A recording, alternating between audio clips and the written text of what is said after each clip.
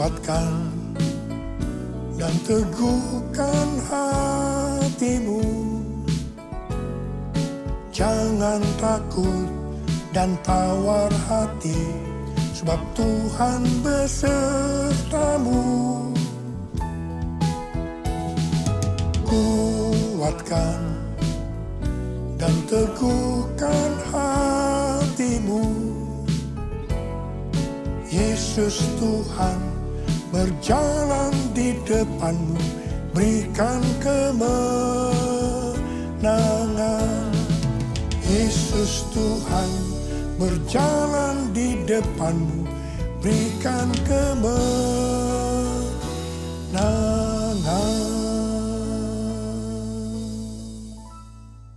Memasuki tahun 2025 ini, pesan Tuhan kepada kita dalam Mazmur 27 ayat 14 yang berkata, nantikanlah Tuhan, kuatkanlah dan teguhkanlah hatimu. Nantikanlah Tuhan. Orang yang menantikan Tuhan adalah orang yang mengandalkan Tuhan. Orang yang berharap kepada Tuhan. Yeremia 17 ayat 5 dan 6 berkata, beginilah firman Tuhan, terkutuklah orang yang mengandalkan manusia, yang bersandar pada kekuatan manusia fana, dan yang hatinya menjauh dari Tuhan. Ia akan seperti semak gundul di padang belantara. Ia tidak akan melihat datangnya keadaan baik. Ia akan tinggal di tanah tandus di padang gurun, di padang garam yang tidak berpenduduk. Yeremia 17 ayat 7 dan 8 berkata, diberkatilah orang yang mengandalkan Tuhan, yang mempercayakan dirinya pada Tuhan. Ia akan seperti pohon yang ditanam di tepi air, yang merambatkan akar-akarnya ke tepi sungai, dan tidak takut akan datangnya panas terik, yang daunnya tetap hijau, yang tidak khawatir dalam tahun kekeringan, dan yang tidak berhenti menghasilkan buah. Memasuki tahun 2025, tahun yang penuh dengan ketidakpastian, bencana alam akibat perubahan iklim yang makin hebat, peperangan yang makin intens, krisis ekonomi yang semakin menjadi-jadi. Lebih dari itu, kita diingatkan bahwa kita sudah berada di akhir dari akhir zaman. Sesuai dengan 2 Timotius 3 ayat 1-9 dikatakan bahwa pada hari-hari terakhir akan datang masa yang sukar. Manusia akan mencintai dirinya sendiri dan menjadi hamba uang. Mereka akan membual dan menyombongkan diri. Mereka menjadi pemfitnah. Mereka akan berontak terhadap orang tua dan tidak tahu berterima kasih. Tidak peduli agama. Tidak tahu mengasihi. Tidak mau berdamai. Suka menjelekkan orang. Tidak dapat mengekang diri. Garang. Tidak suka yang baik. Suka berkhianat. Tidak berpikir panjang. Berlagak tahu. Lebih menuruti hawa nafsu daripada menuruti Allah. Secara lahiriah mereka menjalankan ibadah mereka. Tetapi pada hakikatnya mereka memungkiri kekuatannya. Walaupun selalu ingin diajar, namun tidak pernah dapat mengenal kebenaran. Akal mereka bobrok dan iman mereka tidak tahan uji. Jadi, memasuki tahun 2025, kita menghadapi kondisi yang seperti itu. Karena itu, seperti yang Tuhan pesankan kepada kita, nantikanlah Tuhan, kuatkanlah dan teguhkanlah hatimu. Nantikanlah Tuhan. Dalam menantikan pertolongan Tuhan, kita menguatkan dan meneguhkan hati kita. Dalam menantikan pertolongan Tuhan, kita akan melakukan seperti yang terdapat dalam Mazmur 123 ayat 2 yang berkata, lihat, seperti mata para hamba laki-laki memandang kepada tangan tuannya. Seperti mata hamba perempuan memandang kepada tangan nyonyanya. demikianlah mata kita memandang pada Tuhan Allah kita, sampai Ia mengasihani kita. Mata kita tertuju kepada Dia. Artinya kita harus berharap hanya kepada Dia, tidak kepada yang lain-lain. Sampai Ia mengasihani kita. Artinya menjawab apa yang menjadi pergumulan kita. Mazmur 130 ayat 5 dan 6 berkata, "Aku menanti-nantikan Tuhan, jiwaku menanti-nanti, dan aku mengharapkan firman-Nya." Jiwaku mengharapkan Tuhan, lebih daripada pengawal mengharapkan pagi. Saya pernah mengalami apa yang disebutkan pengawal mengharapkan pagi. Pada waktu saya di SMP dulu, saya tergabung di kegiatan pramuka, singkatan dari Praja Muda Karana, yang artinya rakyat muda yang suka berkarya. Salah satu kegiatan pramuka adalah berkemah. Dalam berkemah ada permainan di mana kita akan diserang oleh kelompok lain pada malam hari. Kalau ada barang kita diambil oleh mereka, kita dinyatakan kalah. Jadi kita harus waspada menjaga barang-barang kita supaya kita tidak kalah. Untuk itu kita tidur bergantian. Jadi ada yang tidur dan harus ada juga yang tetap berjaga. Saya merasakan pada waktu giliran jaga, itu sangat lama rasanya. Kepinginnya cepat-cepat pagi. Mengharapkan pertolongan Tuhan rasanya lebih lama daripada pengawal mengharapkan pagi. Mungkin hal yang seperti ini sedang kita alami sekarang ini. Tetapi marilah kita terus melakukan seperti yang tertulis dalam Mazmur 130 ayat 7 dan 8. Bahwa kita harus tetap berharap pada Tuhan. Sebab pada Tuhan ada kasih setia.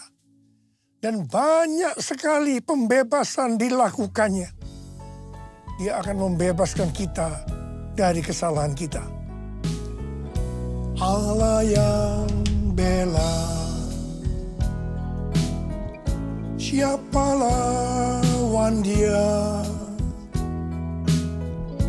Lebih dari pemenang dalam segala hal.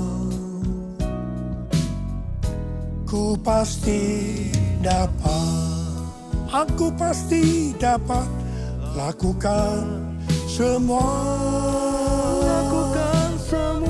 Yesus yang beri kekuatan, oh terpujilah namanya. Yesus yang beri kekuatan, oh terpujilah namanya. Tema tahun 2025 adalah tahun penuaian, the year of harvest. Ayat emasnya adalah Ulangan 11 ayat 13 dan 14 dan Yohanes 4 ayat 35. Sehubungan dengan tahun penuaian, kita akan membahas tentang dua hal. Yang pertama, jenis tuaian. Yang kedua, hal-hal yang harus diperhatikan dalam tahun penuaian. Mengenai soal jenis tuaian, Alkitab menggambarkan ada beberapa jenis tuaian. Yang pertama, tuaian jiwa-jiwa. Sesuai dengan Matius 9 ayat 36 sampai dengan 38. Maka jiwa-jiwa yang dimaksud adalah orang banyak yang tidak bergembala. Yaitu mereka yang belum kenal Sang Gembala Agung, yaitu Tuhan Yesus. Hari-hari ini Tuhan mengingatkan kita tentang tiga hal. Yaitu yang pertama, perhatikan tahun 2033. Yang kedua, harvest now. Yang ketiga, Jesus for everyone. Tuhan sedang berbicara kepada gerejanya di seluruh dunia. Bahwa tahun 2033, pada tahun 2033, setiap orang, everyone, akan mendapatkan kesempatan untuk berjumpa secara otentik dengan Tuhan Yesus melalui kuasa dan hadirat Roh Kudus. Rick Warren mendapatkan bahwa goal untuk menyelesaikan amanat agung adalah tahun 2033. Ketika Tuhan Yesus ditanya oleh murid-muridnya tentang tanda kedatangannya kembali, salah satunya Tuhan Yesus menjawab dari Matius 24 ayat 14. Injil kerajaan ini akan diberitakan di seluruh dunia menjadi kesaksian bagi semua bangsa. Sesudah itu barulah tiba kesudahannya. Jadi kalau Injil kerajaan sudah diberitakan di seluruh dunia menjadi kesaksian bagi semua bangsa, atau amanat agung sudah selesai, maka sesudah itu Tuhan Yesus datang kembali. Kata sesudah itu artinya tidak ada seorang pun yang tahu. Bisa 1 bulan, 1 tahun, 5 tahun. Tetapi yang jelas tidak akan lama. Sebab Tuhan Yesus berkata, aku datang segera. Saya tidak pernah berkata bahwa Tuhan Yesus pasti datang tahun 2033. Itu tidak alkitabiah. Tetapi yang saya katakan, Tuhan Yesus bisa datang tahun 2033. Itu alkitabiah. Karena Tuhan Yesus bisa datang sewaktu-waktu. Hari-hari ini penuaian jiwa yang terbesar dan terakhir sedang terjadi. Harvest now, Jesus for everyone. Tuhan Yesus berkata dalam Yohanes 4 ayat 35. Bukankah kamu mengatakan 4 bulan lagi tibalah musim menuai? Namun aku berkata kepadamu, lihatlah sekelilingmu dan pandanglah ladang-ladang yang sudah menguning dan matang untuk dituai. Memasuki tahun 2025, kita diingatkan kembali agar kita menyelesaikan amanat agung. Tugas utama kita sebagai orang percaya, sebagai seorang murid, tidak melihat apa profesi kita adalah menyelesaikan amanat agung. Hal ini sesuai dengan Matius 28 ayat 19 dan 20. Karena itu pergilah, jadikan semua bangsa muridku, dan baptislah mereka dalam nama Bapa dan Anak dan Roh Kudus. Dan ajarlah mereka melakukan segala sesuatu yang telah kuperintahkan kepadamu.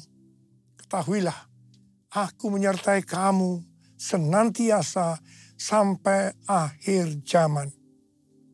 Menyelesaikan amanat agung adalah menjadikan semua bangsa itu murid Tuhan Yesus. Hanya murid yang bisa memuridkan. Karena itu kita harus terlebih dahulu menjadi murid Tuhan Yesus. 1 Yohanes 2 ayat 6 berkata, siapa yang mengatakan bahwa ia tinggal di dalam dia, ia wajib hidup sama seperti Kristus telah hidup. Kalau kita hidup sama seperti Kristus telah hidup, maka kita akan menjadi serupa dengan gambarnya. Kita adalah murid-murid Tuhan Yesus.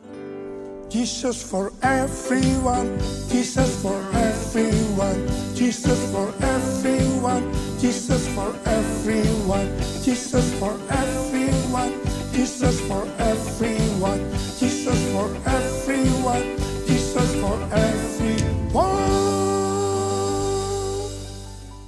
Mengenai jenis tuaian yang kedua adalah tuaian buah roh.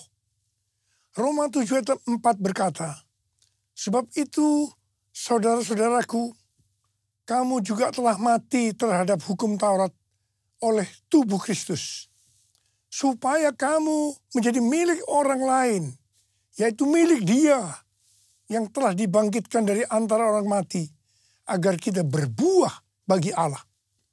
Jadi kita yang telah dibebaskan dari kuasa dosa, hidupnya harus berbuah bagi Allah. Buah harus dituai.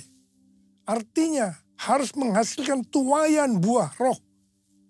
Dengan kata lain, dalam hidup kita harus ada buah roh. Galatia 5, 22 dan 23 berkata, tetapi buah roh ialah kasih, sukacita, damai sejahtera, kesabaran, kemurahan, kebaikan, kesetiaan, kelemah lembutan, penguasaan diri. Tidak ada hukum yang menentang hal-hal itu.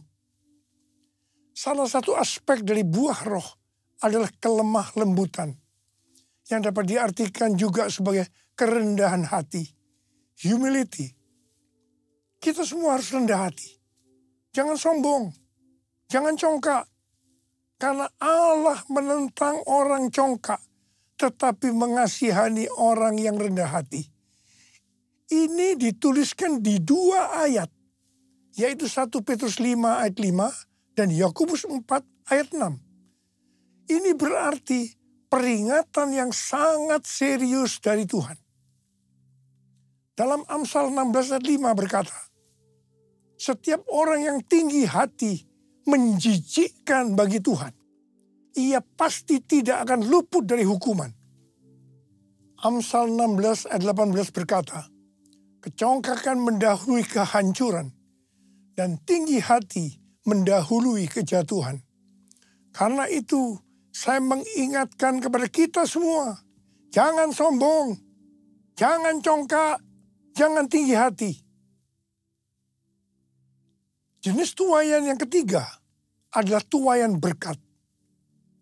Sesuai dengan Ulangan 6 ayat 6 sampai dengan 11 dikatakan bahwa Tuhan akan memberikan kepada umatnya, yaitu kepada kita semua, kota yang tidak mereka dirikan, rumah yang tidak mereka isi, sumur yang tidak mereka gali, dan kebun anggur yang tidak mereka tanam. Meskipun melibatkan usaha manusia, tuaian berkat bagi kita sesungguhnya adalah anugerah Tuhan. Mengenai melibatkan usaha manusia, kita harus mengingat apa yang dikatakan Amsal 10 ayat 22 yang berkata, berkat Tuhanlah yang menjadikan kaya, jerih payah tidak akan menambahinya. Di sini dikatakan, bukan karena jerih payah itu yang membuat kita jadi kaya, tetapi semata-mata karena berkat Tuhan. Tetapi kita harus rajin, tekun melakukan tugas kita, bekerja keras dan cerdas, bukan bermalas-malasan. Katakan amin. Jadi kalau kita menerima tuaian berkat, sesuai dengan Ulangan 6 ayat 12 dikatakan, jangan sampai kita melupakan Tuhan. Firman Tuhan berkata dalam Yesaya 60 ayat 1, bangkitlah, menjadi teranglah, sebab terangmu datang dan kemuliaan Tuhan terbit atasmu. Kalau kita lakukan itu, maka kita akan mengalami seperti Yesaya 60 ayat 5 yang berkata, pada waktu itu engkau akan heran melihat dan berseri-seri. Engkau akan tercengang dan akan berbesar hati. Sebab kelimpahan dari seberang laut akan beralih kepadamu. Dan kekayaan bangsa-bangsa akan berpindah kepadamu. Sesuai dengan yang dikatakan dalam Yesaya 61 ayat 6. Maka kalau kita disebut imam Allah dan menjadi pelayan Allah, maka kita akan menikmati kekayaan bangsa-bangsa.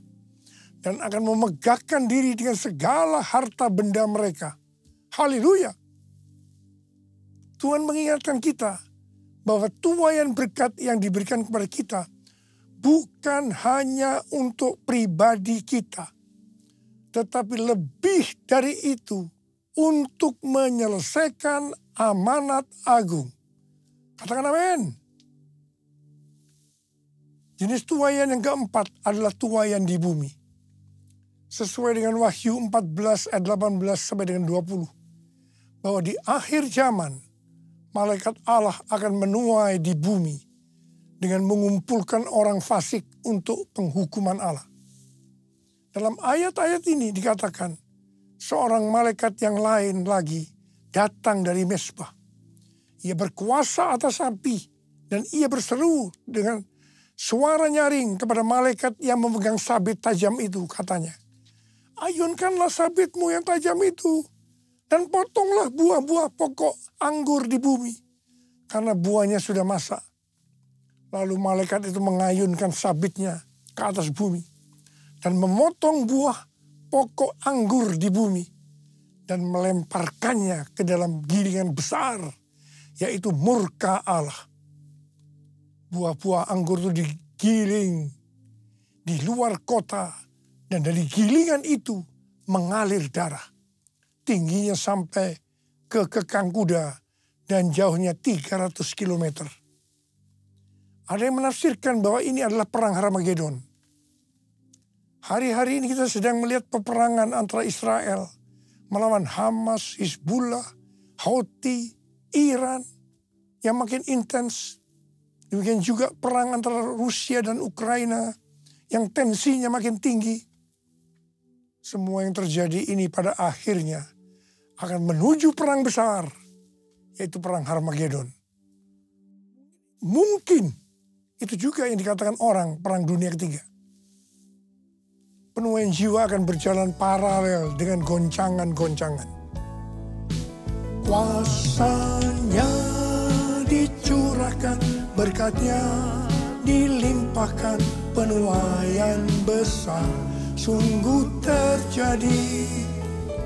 Segala bangsa akan datang menyembah Yesus Tuhan, kemuliaan Tuhan telah turun. Kemuliaan Tuhan telah turun. Kemuliaan Tuhan telah turun. Hal-hal yang harus diperhatikan dalam tahun penuaian. Yang pertama, akan terjadi pencurahan Roh Kudus yang dahsyat. Panen dapat dituai apabila ada hujan awal yang fungsinya adalah untuk menggemburkan tanah. Dan hujan akhir yang fungsinya untuk menyiapkan tuaian. Ulangan 11 ayat 13 sampai dengan 14 berkata, jika kamu sungguh-sungguh mendengarkan perintah yang kusampaikan kepadamu pada hari ini, dengan mengasihi Tuhan Allahmu, dan beribadah kepadanya dengan segenap hatimu dan segenap jiwamu, maka ia akan memberikan hujan untuk tanahmu pada masanya. Hujan awal dan hujan akhir, sehingga engkau dapat mengumpulkan gandum, anggur, dan minyakmu. Yang dimaksudkan dengan hujan akhir adalah pencurahan Roh Kudus di hari-hari terakhir ini, yang akan mempersiapkan tuaian jiwa yang terbesar. Dan yang terakhir, itu adalah Pentakosta yang ketiga. Pada tanggal 23 sampai dengan 25 Oktober 2024, diadakan simposium Pentakosta ketiga di Church of God, Cleveland, Tennessee. Simposium Pentakosta ketiga artinya hanya membicarakan Pentakosta ketiga. Ini adalah hari yang bersejarah. Pertanyaannya, mengapa harus di Amerika? Hal ini sesuai dengan nubuatan C.D. Jacob bahwa gerakan Pentakosta ketiga dari timur ke barat dan kembali ke Yerusalem. Barat yang dimaksudkan adalah Amerika Serikat. Jadi dari Amerika Serikat, Pentakosta ketiga akan menyebar ke seluruh dunia. Yang kedua, hal-hal yang harus diperhatikan dalam tahun penuaian adalah hukum tabur tuai. Seperti yang terdapat dalam Galatia 6 ayat 7b sampai dengan 10 yang berkata, karena apa yang ditabur orang, itu juga yang akan dituainya. Sebab siapa yang menabur dalam dagingnya, ia akan menuai kebinasaan dari dagingnya. Tetapi siapa yang menabur dalam roh, ia akan menuai hidup yang kekal dari roh itu. Janganlah kita jemu-jemu berbuat baik. Karena apabila sudah datang waktunya, kita akan menuai jika kita tidak menyerah. Karena itu, selama masih ada kesempatan bagi kita, marilah kita berbuat baik kepada semua orang, tetapi terutama kepada saudara-saudara seiman kita. Memasuki tahun 2025, kita akan menuai apa yang ditabur tahun 2024. Saya berdoa supaya kita menuai yang baik, karena kita menabur yang baik. mengawali tahun 2025. Saya ajak saudara untuk mengangkat tangan kita. Dan kita katakan bersama-sama. Hosana, Hosana di tempat yang tinggi. Hosana, Hosana di hati yang suci. Hosana, Hosana, Hosana di tempat yang tinggi. Hosana, Hosana di hati yang suci. Di hati yang suci. Mari berbahasa roh, sembah Dia. Sembah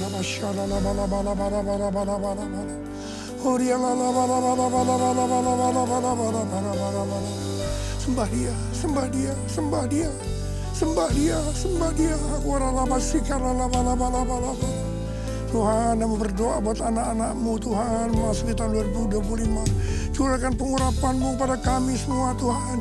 Curahkan, terima pengurapan Tuhan, terima. Terima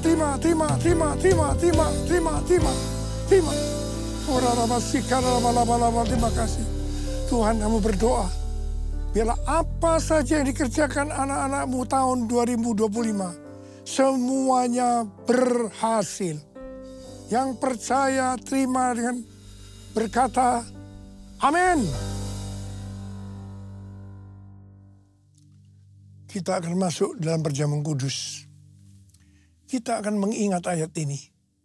Sebab setiap kali kamu makan roti ini dan minum cawan ini, kamu memberitakan kematian Tuhan sampai Ia datang. Perjamuan kudus adalah perjamuan Tuhan Yesus sendiri. Setiap kali kita masuk dalam perjamuan kudus, Tuhan Yesus selalu berkata, biarlah ini menjadi peringatan akan daku. Karena itu mari arahkan hati kita kepada kebaikan Tuhan. Kita akan mengingat kebaikan Tuhan. Mari tundukkan kepala. Bapa, siapakah kami sebelum kami mengenal Engkau? Kami semua orang berdosa. Upah dosa adalah maut, mati. Tapi Engkau yang tidak berdosa telah dijadikan dosa oleh karena kami. Engkau harus turun dari sorga mulia, mati ganti kami dengan penderitaan yang luar biasa. Sungguh kalau kami pikirkan betapa baiknya Engkau ya Aba. Engkau jadikan kami sebagai anak-anak-Mu. Engkau tuntun, Engkau bela, Engkau berkati, Engkau lindungi, Engkau tegur juga kalau kami salah. Engkau sembuhkan kami, terima kasih. Itu Engkau ya Aba. Itu Engkau ya Aba. Tuhan akan memberkati kita melalui perjamuan kudus. Tapi Tuhan mau kita makan dan minum dengan cara yang benar. Karena itu sekarang masing-masing introspeksi. Lihat keadaan dirimu masing-masing. Renungkan apa yang selama ini kita lakukan tahun 2024. Kita akan masuki tahun 2025. Segala hal yang tidak berkenan, yang mungkin belum diselesaikan dengan Tuhan, mari kita selesaikan saat ini. Minta ampun, minta ampun. Kalau ada hal-hal yang belum diselesaikan, minta ampun. Ampuni saya Tuhan. Ampuni, ampuni, ampuni ya Tuhan, ampuni. Bapak terima kasih. Bapak terima kasih. Engkau melihat anak-anak-Mu yang sedang menyelesaikan segala sesuatunya dengan Tuhan. Kami akan masuk dalam perjamuan kudus, Abah. Terima kasih. Kami akan masuk dalam perjamuan kudus dengan hati yang penuh ucapan syukur dalam nama Yesus. Amin. Saudara, mari angkat roti di tangan kanan kita tinggi-tinggi. Sebab apa yang telah kuteruskan kepadamu telah aku terima dari Tuhan. Yaitu bahwa Tuhan Yesus pada malam waktu Ia diserahkan mengambil roti. Dan sesudah itu Ia mengucap syukur atasnya. Ia memecah-mecahkannya dan berkata, inilah tubuhku yang diserahkan bagi kamu. Perbuatlah ini menjadi peringatan akan aku. Saya dikasih Tuhan, bukankah roti yang kita pecah-pecahkan ini adalah persekutuan kita dengan tubuh Kristus. Mari kita makan dalam nama Yesus.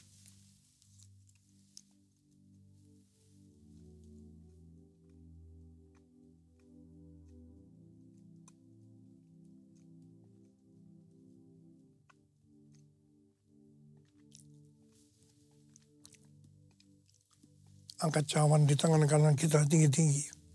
Mungkin juga ia mengambil cawan sesudah makan lalu berkata, cawan ini adalah perjanjian baru yang dimeteraikan oleh darahku. Perbuatlah ini. Setiap kali kamu meminumnya menjadi peringatan akan aku. Sudah dikasih Tuhan, bukan cawan pengucapan syukur. Yang atasnya kita ucapkan syukur adalah persekutuan kita dengan darah Yesus. Mari kita minum dalam nama Yesus.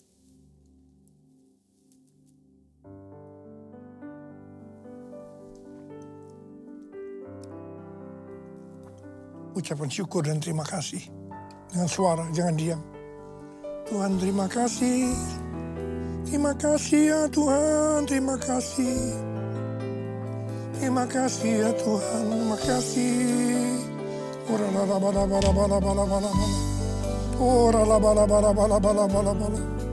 Tuhan, saat ini Tuhan kau melihat anak-anak-Mu, kau tolong mereka.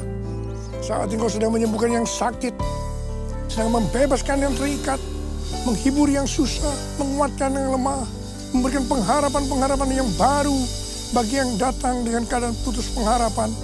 Tuhan, berkati anak-anak-Mu, kasihani mereka Tuhan, kasihani mereka. Tuhan terima kasih, Tuhan terima kasih, terima kasih. Terima kasih Yesusku, terima kasih Yesusku. Puji syukur hanya bagi Tuhanku. Terima kasih Yesusku, terima kasih Yesusku. Puji syukur hanya bagi Tuhanku. Terima kasih Tuhan. Terima kasih Yesusku, terima kasih Yesusku. Puji syukur hanya bagi Tuhanku. Terima kasih Yesusku, terima kasih Yesusku. Puji syukur hanya bagi Tuhanku. Puji syukur hanya bagi Tuhanku.